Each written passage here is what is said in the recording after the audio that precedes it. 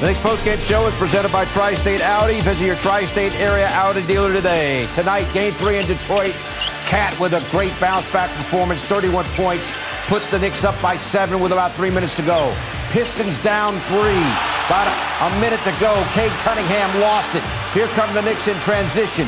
Jalen Brunson, key 2, puts the Knicks up by 5. Brunson tonight had a huge game with 30. The watch party, checking that out.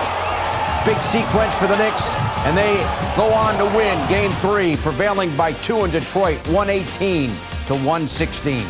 Great to have you with us from our Delta MSG studios. Bill Pidto along with Wally Szczerbiak. How about that for playoff intensity? Karl Anthony Towns just talking to Mike and Alan post-game. The key was Knicks execution. Yeah. And Detroit hung in there, made it a very close game in crunch time, but tonight the Knicks were able to prevail when it mattered the most. I think Knicks execution, also adjustments that the coaching staff made, making sure that a lot of guys got their hands on the ball and got an opportunity to get into rhythm offensively. Goes both ways with Karl Anthony Towns. He was way more aggressive in this game. When he got the ball, he looked to make something happen every time he touched it. And conversely, I think the Knicks did a good job getting him the ball in the right places on the court where he could be effective. An outstanding team win. This was a good road team in the regular season, 24-17. This team doesn't mind going on the road and picking up big wins. They silenced a massive, raucous crowd there in Detroit and came away with a huge victory. So the Knicks up 2-1, now have home court advantage once again. And I think really important, the Knicks led after each quarter. That had not been the case in games 1 and 2, but every single time after a 12-minute stretch, the Knicks were in front. And in the fourth quarter, they took a 10-point lead into the fourth quarter and were able to prevail down the stretch. Looked like a totally focused basketball team. 2 days off to prepare for this one, and they were ready to go, and they established their lead early on in the game. Now, this fourth quarter, it got hairy, boy. I'll tell you, these Pistons do not go away. They were playing defense, trying to get themselves back into these games. Dennis Schroeder just makes big plays and big shots, but boy, was Jalen Brunson huge. 4 for 6 down the stretch in the fourth quarter, struggled 4-15 to start the game. But Karl Anthony Towns was right there with Jalen Brunson making big shots. That increased the lead to 7. Off this miss, here the lead is down to 3. And then Cade Cunningham, a 3-point game, gets to the front of the rim. Outstanding defense by Karl Anthony Towns. And I love Brunson not waiting for the defense to get set. Attack and transition when the defense isn't ready. Big basket, puts him up 5. Another huge basket, puts him up 7. That's what Brunson does. Mr. Clutch won the Clutch Award, showed why he won the Clutch Award. Just a monster win for the Knicks. Brunson with the 30-12 came in the fourth quarter. You see the stats. Notice the Knicks from the line. Fantastic, 26 out of 29. And points in the paint, Knicks with 46, Pistons with 36. Didn't matter that the Pistons bench outscored the Knicks bench 40-9. Monica McNutt now joins us in Detroit. She called the game on the radio on ESPN New York. All right, Monica, what do you think? I was really impressed with the total team effort tonight. I thought that each guy was a star in their role. I don't think anybody tried to play outside of themselves, and it felt like they were really connected and looked out for one another. Karl Anthony Towns obviously was the hot topic between these two games, and tonight I thought he did a great job of responding, and his teammates looked to him and instilled confidence in him. So it was a great performance. It was a solid win. The last 10 seconds or so was a little tricky, a little befuddling, if I may, but ultimately the Knicks get out of here and take the lead in the series, and that's a good thing. Monica, your key to the game was focus, and this team took their focus level to a different level to start this game. What did you see out of these guys as far as being ready to play tonight? You know, Wally, being in the arena, and I will give the Pistons game presentation team, their organization, these fans, their credit because it was loud in here. And I think when you saw the little fracases, if I may, in the first half, whether it was Mitchell Robinson or Karl Anthony Towns, like there was it was a little bit of a teetering because we have not really seen that sort of thing from this team over the course of the regular season. But as you heard from J.B. Bickerstaff between games, the Pistons are leaning into the physicality. And so you felt these moments of, all right, is this going to be a distraction for the Knicks or are they going to close ranks and respond? And I thought tonight, every time there was a little scuffle, a little bit extra, they did exactly that. They closed ranks and they managed to respond because ultimately, you ain't got to do all that huffing and puffing, just play ball. And tonight they played ball and they made this Pistons defense work. Monica, can't forget about OG Anunoby and the way he scored Yes. tonight, Wally, with the 22 points. Yeah. And Mikal Bridges, Monica, also Yes. helped out on offense with 20. And that's why, to me, Bill, both of those guys were stars in their roles. To me, OG's 22 was a little bit quiet. I mean, he was terrific from the three-point line, but I was more impressed with both of those gentlemen in terms of their defensive effort to start this ball game. OG Anunoby gets a block with Cade Cunningham, and yes, Cade Cunningham still gets a double-double, but he's an all-star. That was not an easy double-double compared to the ease that we saw him score with in game 2. And for Mikal Bridges, before he got going in the scoring column, which probably happened about 4 minutes to go in the first half, I thought he was great coming up with big-time rebounds. And so those guys put their stamp on this basketball game without only hanging their hat on scoring, and thus scoring was actually a byproduct. I thought it was a terrific game for everybody playing to their strengths. All right, Monica, as always, we appreciate it as the Knicks go up 2-1. Also, I got to mention Josh Hart. 11 rebounds, 9 assists. Only scored 6 points, but as always, filled up the box score in other ways. And his physicality helped the Knicks in what was a very physical game from start to finish. Also, the way he gets loose balls. Any loose change out there, he finds it. He gets those loose rebounds where you're like, someone grab the ball, and he's just so quick to those loose balls. And that's part of the physical play that wins in the playoffs. Here you see Mikal Bridges, and there's Karl Anthony Towns. He's like, I've had enough of this business here. Karl Anthony Towns has got the skill level over all the Pistons, obviously, just has to match the physicality. How about that screen?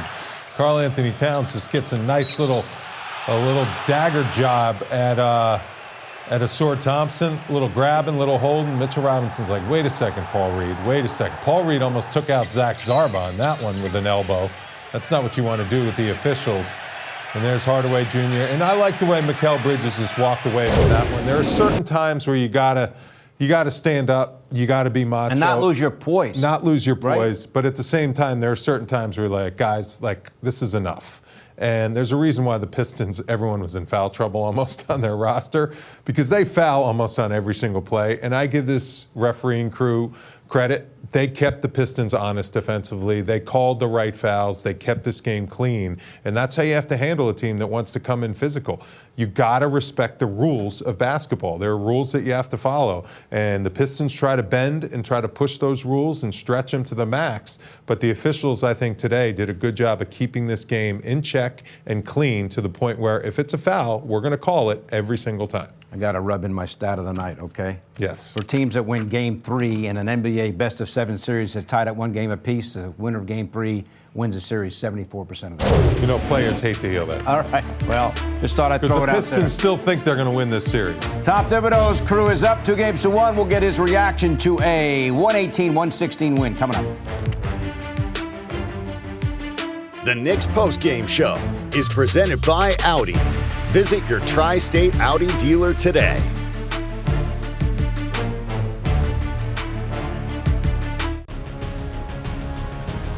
Welcome back, everyone. As the Knicks win Game 3 in Detroit, 118-116. They now lead the series 2-1.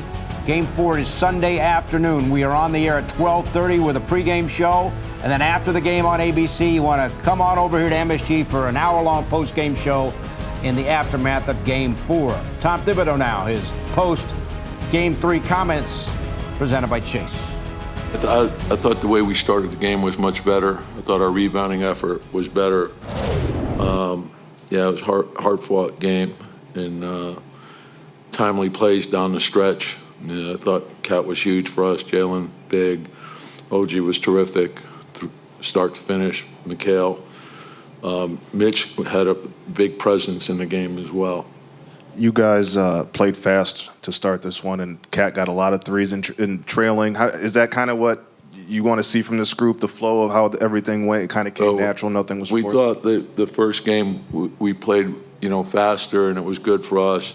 And really that's the way we like to play. Then we got bogged down in Game 2. And each game is different, so you have to understand what goes into it, learn from each one, and then get ready for the next one. So, there's obviously a lot of things that we have to do better and correct for Sunday's game.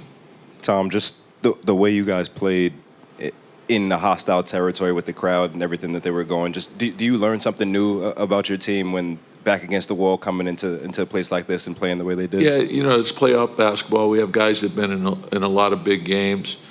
We've been a good road team all year, so I think we understand what goes into winning. And then, we had disappointment from the loss in Game 2. So I thought the readiness to play was very good. Jalen got a lot of hate out there from the crowd. How do you think he handled that, and how do you think he handled the game? He did. You didn't hear that? It's pretty loud.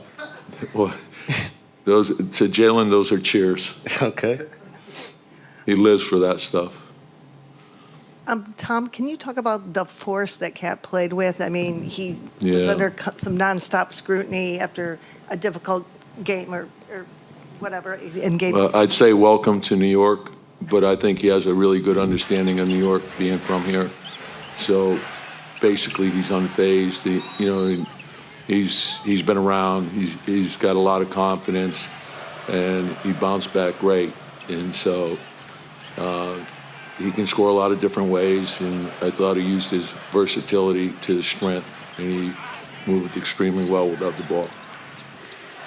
Tom, still with Cat, you talked about scoring in multiple different ways. What did you see from him, the difference of going up against a smaller defender like Tobias versus it seems like he saw more Jalen Duren tonight, one-on-one in the perimeter, that difference in the going against a big versus going against a small. Yeah, and he's seen that all year, so usually he's going to get a mix of guys. He's going to get different looks, and yeah, I think he's comfortable playing inside and outside. And so a smaller guy goes on him, he goes into the post. A bigger guy goes on, he can take him away from the basket. You can catch and shoot with him. You can play pick and roll with him. There's a lot of different things that you could do with him, and then just recognize that, and then play off each other. When the second defender comes, right, don't fight the double team. Just trust the pass, and we got an advantage on the backside. I thought guys made a lot of good plays for each other, whether it was getting the ball up the floor quick, getting into the paint, spraying it out, making the extra pass, and that gave everyone good rhythm. Tom, when you look at the defense against Cade team-wide, what did you see that worked? Yeah, he's a great player, puts a lot of pressure on you. And, you have to have, the thing I like about both OG and Mikhail is they stick with it. And you have to have a determination. Sometimes you could defend him perfectly and he can make, and I think the team has to be in tune with what you're trying to do as well. But you also, you have to be aware of his ability to pass, and then you got to cover the three-point line. So Hardaway got loose on us, and obviously we got to do a better job with that. Tom, two quick ones. First was, did you get an explanation for that last play at the free throw line where buzzer goes off and they somehow get a side out even though they don't have any timeouts? No? Okay, cool. No explanation. They said, no, they did say that's what's in the rules, and it doesn't seem right to me. And it's unfortunate. That should never happen, ever, in a playoff game. Never happen. No. And second, it seemed like they went on run after run after run trying to take the lead down the stretch, and you guys just fought them off. Can you talk about the resilience your team showed tonight? Yeah, just got to have a lot of toughness. I thought guys made timely shots. I thought Cat made big shots for us. Jalen made huge shots for us. Mikhail, we had a lot of guys, and we had a lot of hustle plays. I thought OG and Josh were all over the place. And sometimes, it's a possession game, really, in the playoffs, and you don't know which possession is going to be the difference. So that's why you fight to win every possession. Every possession matters. Tom, there was a stretch there right in front of you. There was a stretch there, especially in the end of the second quarter or so, where OG defensively off the ball just seemed like he was getting into every passing lane, every dribble lane. When he's kind of in that mode, how does it affect how your other four guys are able to? Well, he's really disruptive, and the thing that really triggers a lot of that stuff is the ball pressure. So I thought Mitch gave us great ball pressure, and then and OG reads plays extremely well. He has great anticipation, and he can invite passes and then get to them.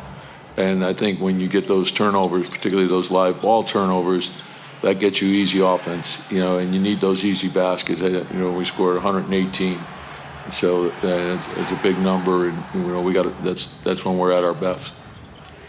Tom, was there anything you saw early in the game, or maybe even before the game, from Cat gave you an idea that he was in for the kind of game he was in for? Well, the one thing about Cat is he doesn't lack confidence. He's a very, very confident guy. So, I felt that, the type of game we had was a low-scoring game. He was loaded up on, but that's not going to take away to his approach in the next game. The next game, he has to believe. He came out with the mindset of attacking right from the start, and I think that was important for him and us. But he's been through a lot of these things before. I think for particularly big guys, when they're loading up and putting 2 and 3 guys on you, you got to score different ways. You got to really score off your movement and your activity, and I thought he did that. Tom, I think right in front of you, Tom. I think 5 technicals, a flagrant. Just early on, it seemed like a lot of chippiness. How do you think your guys handled that, respond to it? Yeah, playoff basketball, and that's part of it. Play with emotion, but controlled emotion. When we come back, we're going to have some key plays from the Wally Wall. Cat with that key jumper to put the Knicks up by 7. Also, we're going to hear from Detroit coach J.B. Bickerstaff. Stay with us, everybody.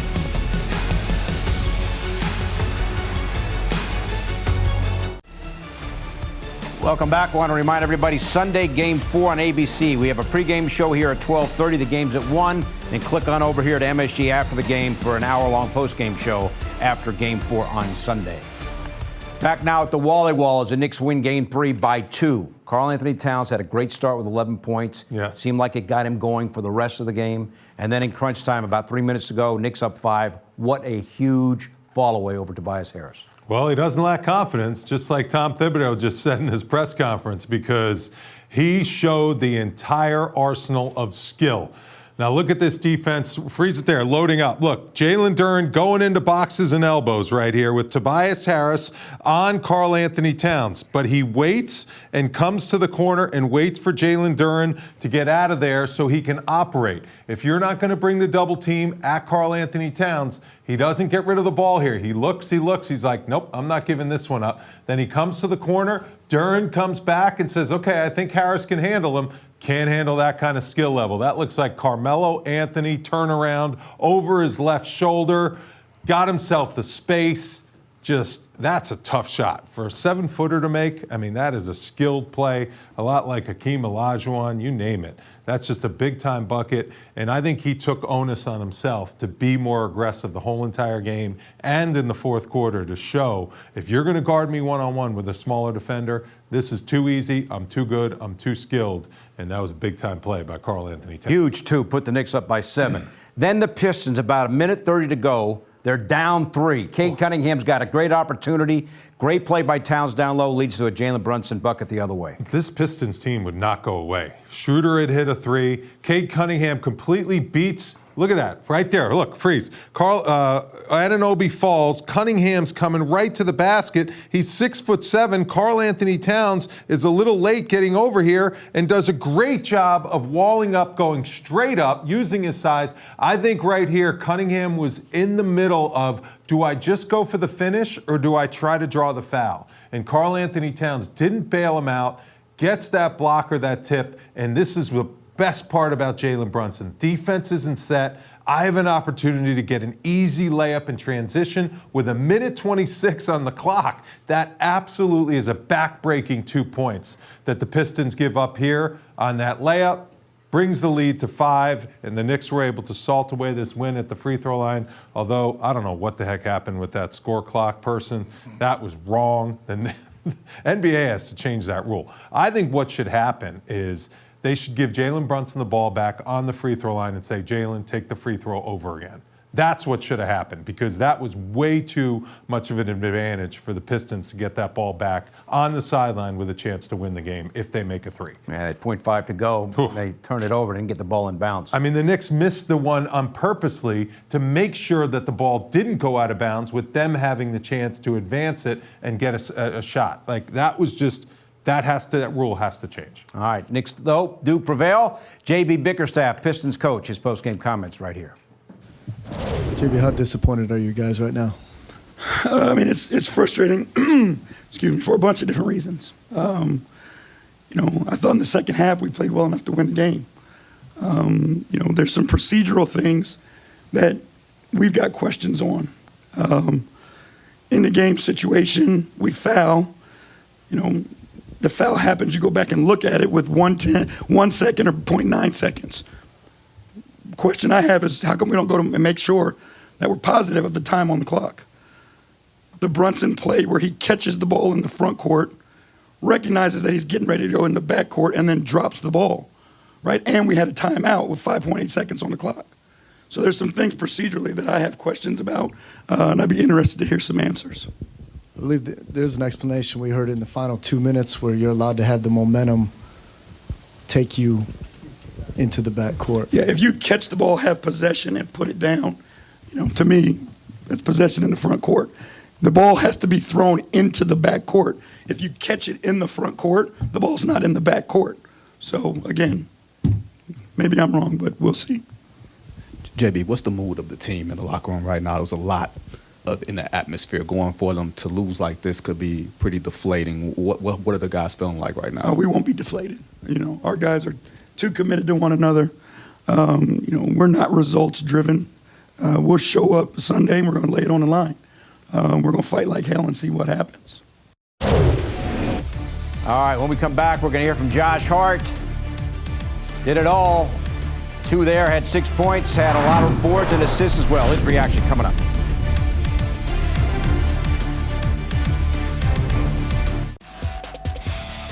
The Knicks prevail in Detroit, winning Game 3, 118-116. Knicks now up 2-1 in the series.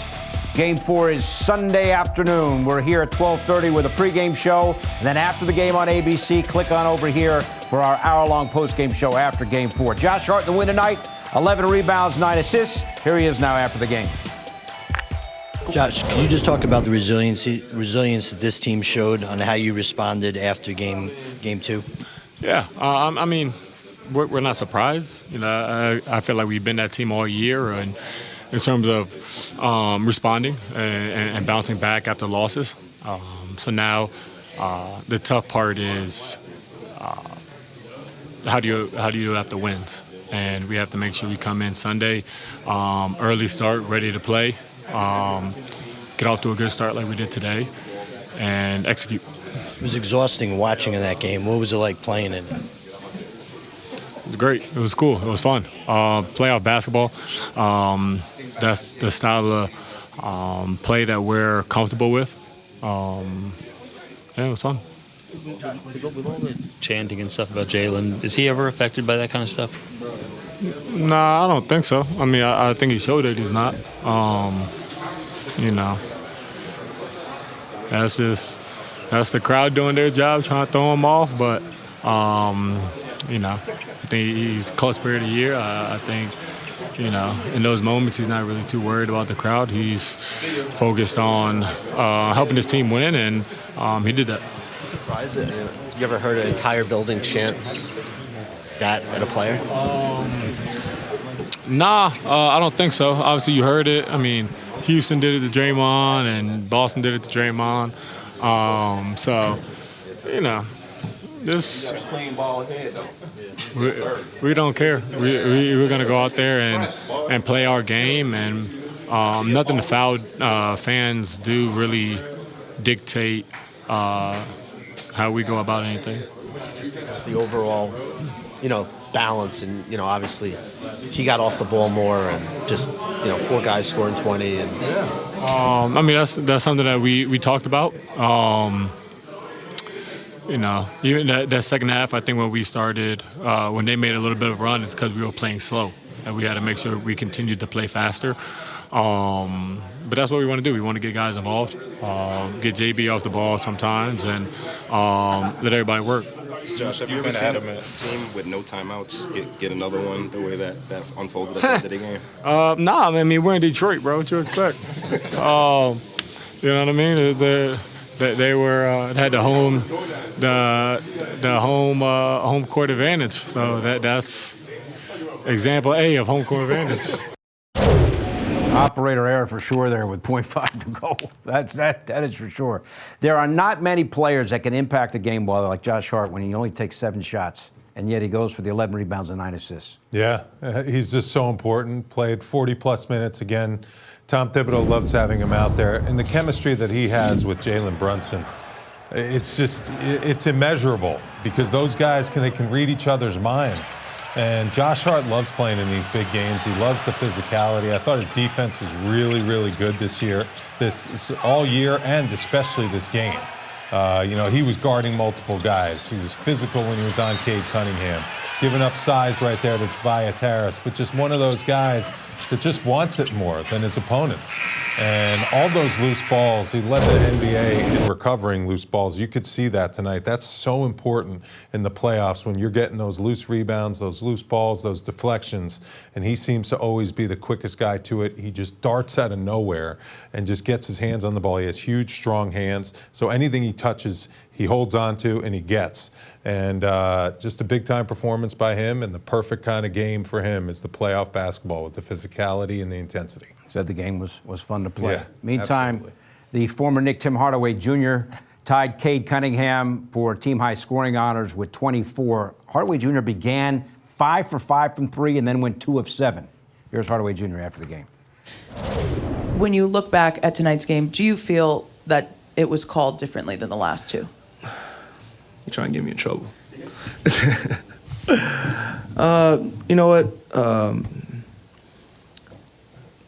It is what it is at the end of the game, at the end of the day. I feel like for ourselves, we got to do a better job not putting, those guys in that position. We have to try to do a better job of, like I said, giving ourselves a better opportunity to win the ball game and win on our terms for the most part. So it is what it is at the end of the day, but at the same time, on Sunday, we have to do a better job of that. Oh, yeah. It was awesome. It was great. Happy week. Try to give them something to cheer for. We're going to need that same mindset and that energy on Sunday. All right, we continue. OG Anunoby, big game on both ends. 22 points. His post-game reaction next as the Knicks win it by 2 tonight.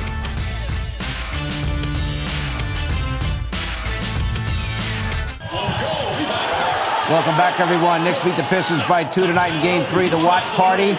Watching OG Anunoby sink the bucket. He had 22 in the game. Here he is after the game now. Comments. Felt like this team won this game in various different ways, starting fast, offensively, the defense. Is this a performance that, in this type of setting, that really kind of stamps the type of team you guys are? Oh, no, for sure, yeah. I mean, it was big time, the whole team stepped up. Thought we played great, especially the second quarter was really good, and it was a big-time win. OG, 4 20-point scores tonight. What'd you like the way the offense was executing? Everyone was shooting with confidence, balls moving, being aggressive, getting stops, scoring in transition, scoring early. And I think we're really hard to guard when it's like that. You know how you're setting a lot of screens on you to kind of get you off kid. You think you were able to kind of combat that physicality a little better today? Yeah, we made adjustments, and I'm sure they'll make adjustments again, and we'll make adjustments also. So just going to watch the film, see what we can improve on, and try to be better. You know how a shooter will get hot and take a heat check? Do you take heat checks off the ball as a defender? Not really, but I know what you mean. It just depends, just reading. Because sometimes it feels like the end of the second quarter, when you've made 4 correct reads in a row off the ball and help, and then you jump in again, and it's a little bit more of a higher risk play, but it pays off. Is that a play that you make if those 4 previous plays don't go well, or is that a play you think twice about? I think no matter what, even if the plays didn't go well, I'll still try to make that play. Just reading and making an assumption and just trusting my instincts.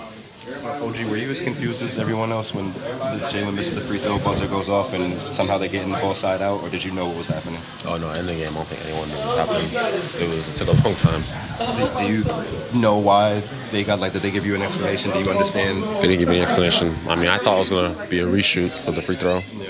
Then they said, I don't know, they were just saying a bunch of stuff out there. Do you think it was home cooking at all, like for the buzzer to go off the way it did, and for the implication to be you basically get an extra timeout when you didn't have one? Like, I didn't even think about that, but maybe. I won't say it was. Maybe, who knows? What do you think about what Mikal gave you guys tonight? He's just what Mikal does. He's a great player, so it's not a surprise at all. He's always done that his whole career, making an impact on both ends. So. Defensive chemistry. I remember early in the season you guys were figuring out between you and Mikal. Where is that now? I mean, it's getting better and better each game, and it's just going to continue to grow. What do you think of kind of the way you guys responded after Monday? Tough environment. They obviously made a ton of runs at you guys. What'd you learn about kind of this team and obviously a big spot in the playoffs? Oh, I mean, I knew we were a resilient group. I knew we were mentally tough, well coached, and we just go out there and execute. And we know it's a game of runs. So we just counted their runs of our runs. So. All right, Fantastic Four with Towns 31, Brunson 30, OG 20, Mikal Bridges 20.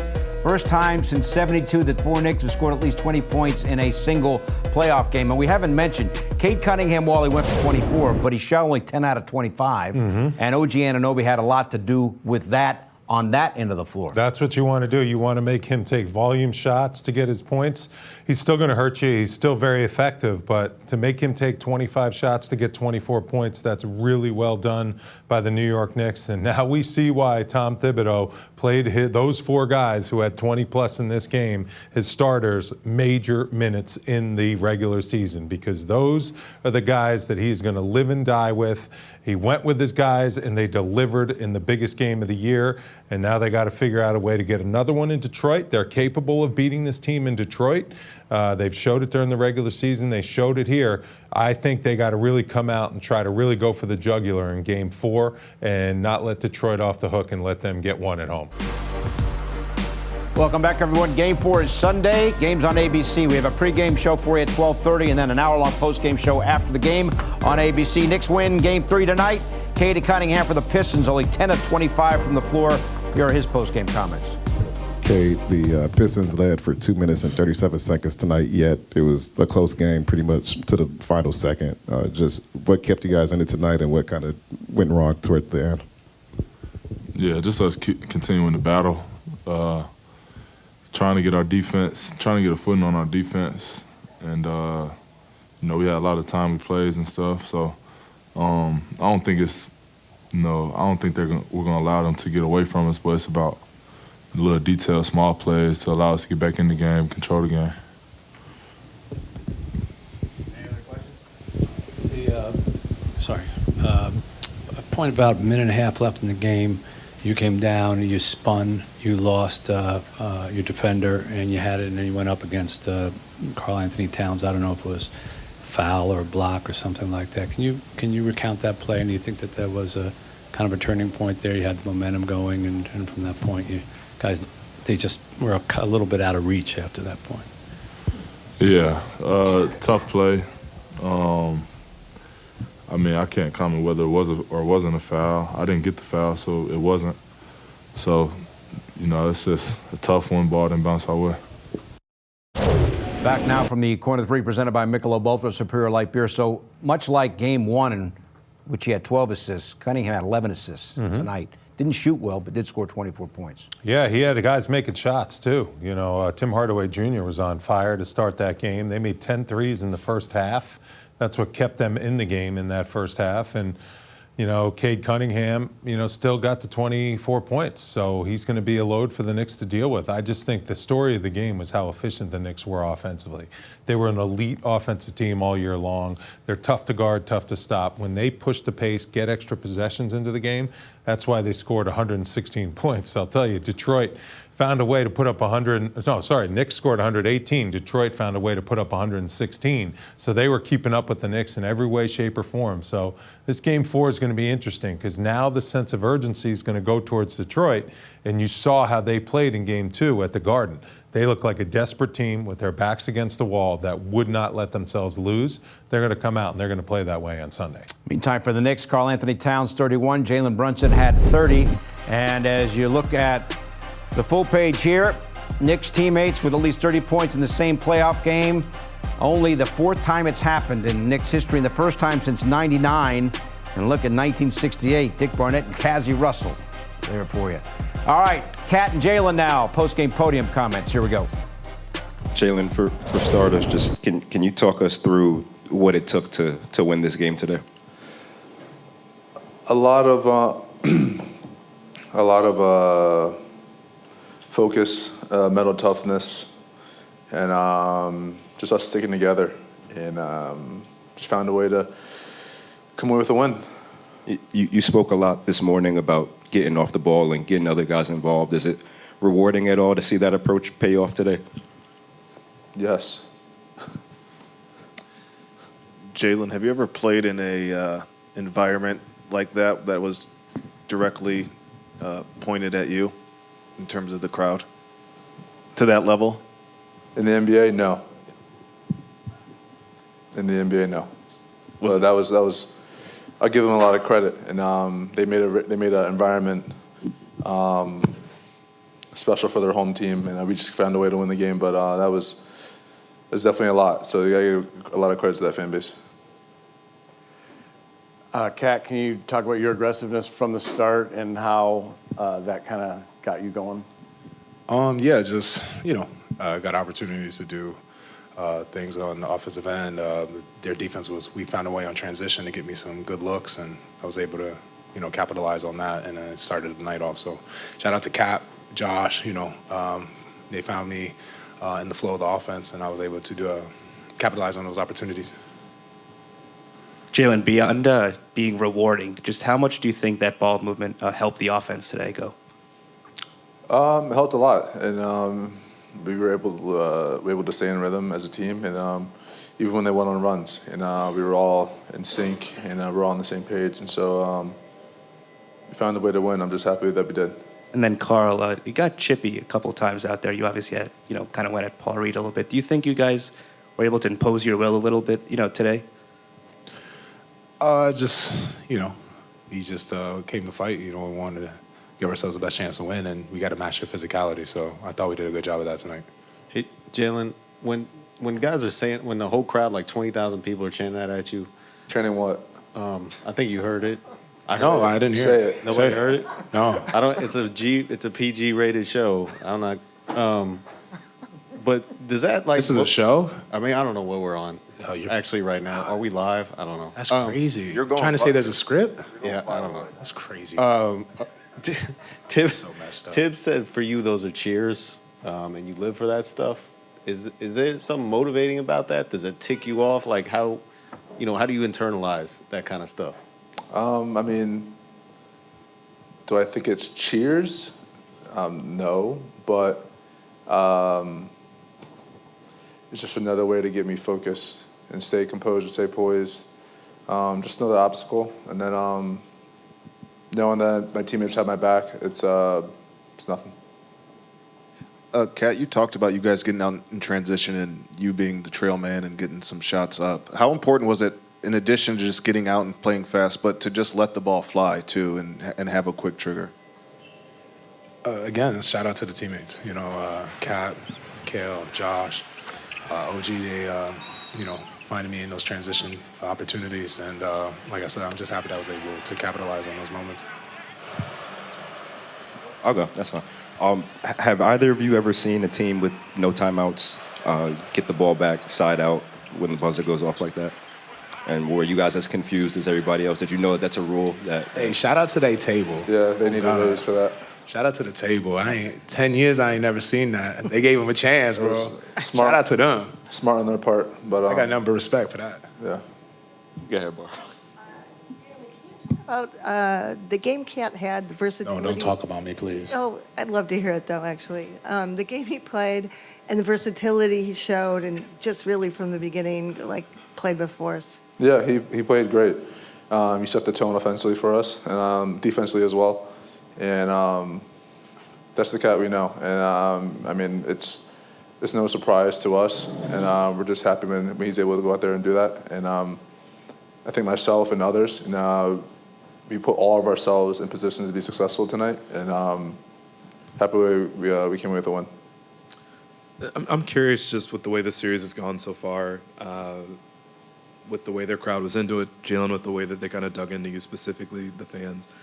Is a win like this tonight galvanizing on any sort of level, just to kind of pull the game out, to feel like different forces are kind of against you in those moments, for the whole starting five collectively to play as well as it did? What does this win do for you? I mean, the playoffs is definitely important, and it's definitely great to get a win, regardless of where or what the circumstances are. But it's great. It's something that we're proud of, and tomorrow we'll be focused on Game 4. And so we gotta have short-term memory. Whether we win or lose, we got that short-term memory. Question for either of you. I don't think we've talked about Josh enough through this series. How impressive is just him and the motor he plays with? This is what, game 85 now, and it felt like he just continued to come through with the 50-50 balls for you guys when you needed it most in all 3 games at points. That's just who he is. Since the moment I've met him, since day one of being in the league, it's who he is, and that's what he prides himself on. So it's no surprise to us. All right, so points by game this series for Brunson. You see he's got at least 30 in all 3. Fourth quarter, game 1, 12 points. Fourth quarter, game 2, 14 points. Fourth quarter tonight, game 3, 12 points. And as we've talked about, he was named the clutch player of the year in the NBA Incredible. yesterday, and he's showing why in this playoff series yet again. It's unbelievable. He's so good in that fourth quarter. He's so smart in that fourth quarter. And, you know, the Knicks put a lot of pressure on their offense sometimes because they can't get key timely stops. But offensively, Jalen Brunson just continues to make huge plays down the stretch. And it's not easy to do against a good defensive team like the Pistons, who know where the ball is going, and they still can't stop you.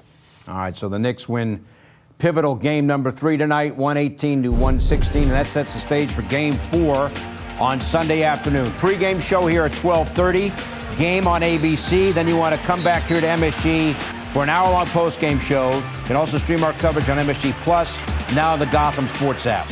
Want more than just a post-game show? Link your eligible TV subscription to stream Knicks games free, or subscribe today in the Gotham Sports app. Just go to gothamsports.tv to learn more.